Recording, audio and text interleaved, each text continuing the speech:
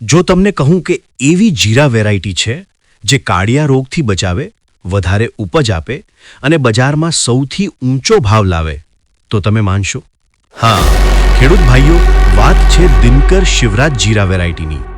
ગુજરાતમાં બનેલી, ખેડૂતો માટે એક વિશ્વસનીય પસંદગી. આ વેરાયટીનું વાવેતર 25 ઓક્ટોબરથી નવેમ્બર સુધી કરવું શ્રેષ્ઠ છે, જ્યારે તાપમાન 25 થી 30 ડિગ્રી વચ્ચે રહે.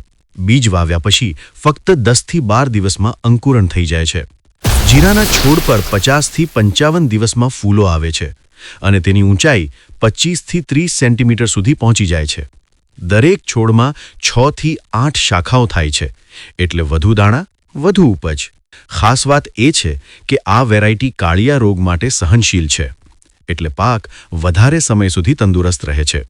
1 વીઘા જમીન માટે ફક્ત 2 કિલો બીજ પૂરતું છે. જમીન જો કાળી કે કાંકરિયાત હોય તો ઉત્તમ પરિણામ મળે છે.